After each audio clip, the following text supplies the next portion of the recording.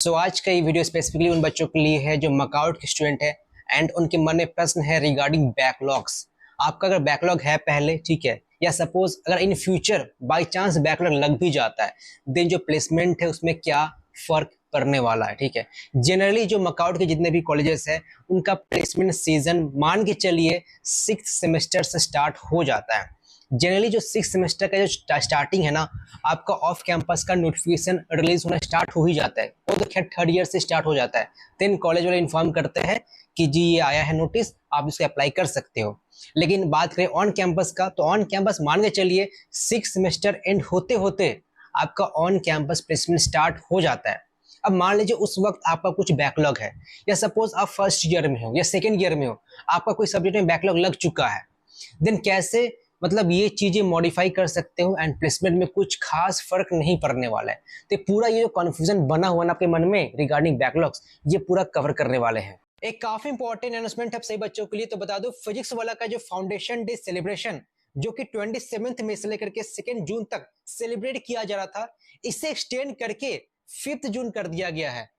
तो बच्चों की हेवी डिमांड के कारण जो भी मेगा ऑफरिंग्स थे, मेगा लॉन्चेस थे, राइट नाउ उसे एक्सटेंड कर दिया गया है एंड 5 जून तक वो सारे चीजें आप क्लेम कर सकते हैं। लाइक आप में से कई से व्यूअर्स हो जो आईआईटी के एग्जाम दिए थे एंड वो एग्जाम क्लियर नहीं हो सका, बट स्टिल आपका जो सपना है कि मुझे आईआईटी में पढ़ाई करना है, वो पूरा कर सकते हो। तो कॉलेज के दौरान आप गेट का प्रिपरेशन कर सकते हो एंड गेट क्रैक करके आप एमटेक आईआईटी में कर सकते हो, या बन सकते हो पीएसयू ऑफिसर, जो कि बेस्ट ऑर्गेनाइजेशन है गवर्नमेंट सेक्टर के लिए। एंड फिजिक्स वाला नो डाउट सबसे बेस्ट प्लेटफॉर्म है गेट वाले बच्चों के लिए, क्योंकि इस साल रिजल्ट काफी अच्छा आया है। देख सकते हो लाइक जो टॉप रैंकर्स है फिजिक्स वाला के ही पार्ट रहे थे। तो जब सभी गेट एस्पिरेंट के लिए काफी अच्छे बैचेस लॉन्च हो चुके हैं, जो पहला बैच है वो है विजय गेट 2024 उन बच्चों के लिए जो इस साल 2023 में गेट एग्जाम क्रैक नहीं कर पाए, अब फिर से अपेयर होना चाहते हो 2024 में, अब ये बैच ज्वाइन कर सकते हो। प्राइस काफी कम है, ₹2999 है।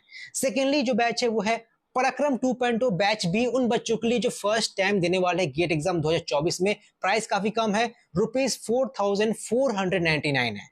थर्ड जो बैच है वो है श्रेष्ठ 2.0 बैच भी उन बच्चों के लिए जो फर्स्ट टाइम गेट 2025 में देने वाले, इसकी प्राइस काफी कम है, ₹6499। इन सारे batches classes Monday to Friday होंगी एंड यहाँ पर सबसे अच्छा बात है मॉक टेस्ट इंक्लूडेड है। एंड पीडब्ल्यू ने बुक लॉन्च कर दी है गेट बच्चों के लिए। ये जो बुक है 2 सेट में डिवाइड किया गया है, एक जो बुक है वो टेक्निकल के लिए है, एक जो बुक है वो नॉन टेक्निकल के लिए है। एंड यहाँ पर आपको topic wise previous year question मिल रहे होंगे 2008 से लेकर के 2023 तक का। एक क्यूआर कोड है, सिंपली स्कैन करना है, डिटेल सॉल्यूशन वीडियो सॉल्यूशन आपको मिल जाएगा जो कि फैकल्टी खुद बना के रखे हैं। एंड इसका प्राइस काफी कम है, मात्र ₹849 है। एंड अब सभी व्यूअर्स के लिए एक एक्सक्लूसिव ऑफर है, आप तीनों बैच में से कोई एक बैच ज्वाइन करते हो, आपको फ्लैट ₹500 ऑफ मिलेगा, आप अगर कूपन कोड का इस्तेमाल करते हो तो। अब देखिए बैकलॉग्स जो है वो 2 तरह का होता है, ठीक है। एक होता है एक्टिव बैकलॉग, एक होता है पास्ट बैकलॉग्स। सपोज एक ऐसा बैकलॉग जो कि बैकलॉग लगा था एंड आप उसे क्लियर कर दिए हो।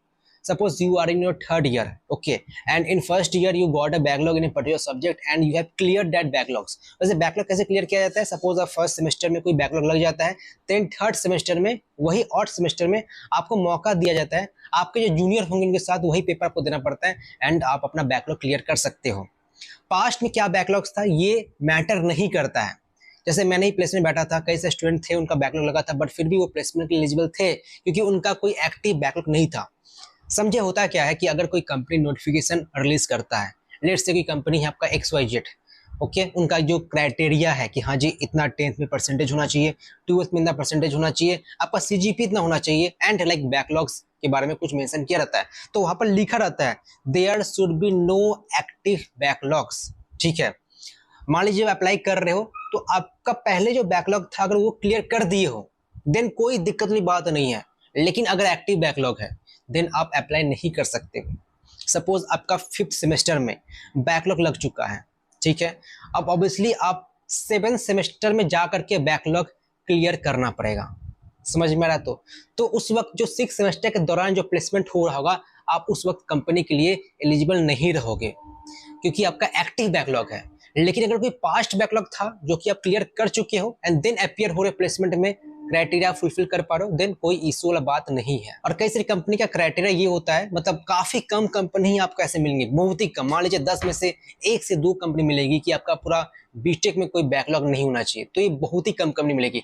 कंपनी चाहती है कि जो बच्चा का जो मतलब कमी था वो पूरा कर चुका है एंड तभी जाकर के प्लेसमेंट में बैठ रहा है। तो ऐसा कोई बात नहीं है, या ऐसे कोई कंपनी का क्राइटेरिया होता है कि आपका मैक्सिमम 2 बैकलॉग होना चाहिए, एक्टिव बैकलॉग, ठीक है। तो ये क्राइटेरिया होता है। तो पहला जो कंपनी होती है, मान लीजिए आपका कोई भी बैकलॉग होना ही नहीं चाहिए इन पास्ट, ठीक है। सेकेंडली ऐसे कंपनी जो बोलती है कि मैक्सिमम 2 या 3 बैकलॉग होना चाहिए, अभी एक्टिव की बात करें तो जनरली सभी बच्चे एलिजिबल हो जाते हैं। एंड एक्चुअली बच्चे का जो सिलेक्शन होता है ना, वो आपका मान लीजिए पहला जो सिलेक्शन है सीजीपीए देख करके एलिमिनेट कर दिया जाता है, 10th 12th परसेंटेज देख करके एलिमिनेट कर दिया जाता है। देन आपका एप्टी राउंड होता है, एप्टी क्लियर करते हो तो देन आपका वहां पर एलिमिनेशन होता है, देन कोडिंग राउंड होता है, देन आपका इंटरव्यू प्रोसेस स्टार्ट हो जाता है, ठीक है। तो ये प्रोसेस होता है। अब मान लीजिए कोई कंपनी ऐसी होती है ना कि आप जब तक एक्टिव बैकलॉग क्लियर नहीं करोगे तब तक आप ज्वाइनिंग कर ही नहीं सकते हो। लेट से आपका 7th सेमेस्टर में कोई बैकलॉग लग जाता है, ठीक है, आपका प्लेसमेंट हो चुका है कोई कंपनी में, XYZ कोई कंपनी है, यू गॉट प्लेस्ड, बट आपका जब 7th सेमेस्टर का जो एग्जाम हो रहा था आपका बैकलॉग लग चुका। अब देखिए जब तक वो बैकलॉग क्लियर नहीं करोगे तब तक आप ज्वाइनिंग कर ही नहीं सकते हो। मतलब ऐसा नहीं है कि मैं प्लेसमेंट में प्राप्त कर लिया हूँ, ठीक है, प्लेसमेंट लग चुका है, अब बैकलॉग लगेगा तो कोई फर्क नहीं पड़ने वाला है। तो कंपनी में आप ज्वाइन ही नहीं कर सकते जब तक वो बैकलॉग क्लियर नहीं कर पाते हो, ठीक है। सपोज आप जब प्लेसमेंट हो रहा था तो ऑब्वियसली कंपनी ने कहा कि आप अगस्त के महीने से ज्वाइन कर सकते हो। बाकी का जो प्रोसेस है ना, लाइक आपका इंटर्नशिप हो गया, ठीक है, एग्जामिनेशन हो गया, जो इंसेंटिव्स का एग्जाम होता है वो सब दे सकते हो, लेकिन ज्वाइनिंग के वक्त आपका बैकलॉग लेकिन क्लियर होना चाहिए। तो ऐसा भी बात नहीं है कि प्लेसमेंट में क्रैक कर लिया हो, अब बैकलॉग आए चले कोई फर्क नहीं पड़ने वाला है। फर्क पड़ने वाला है, आप ज्वाइन ही नहीं कर पाओगे, आपका ज्वाइनिंग जो डेट है वो डिले पर डिले होते रहेगा।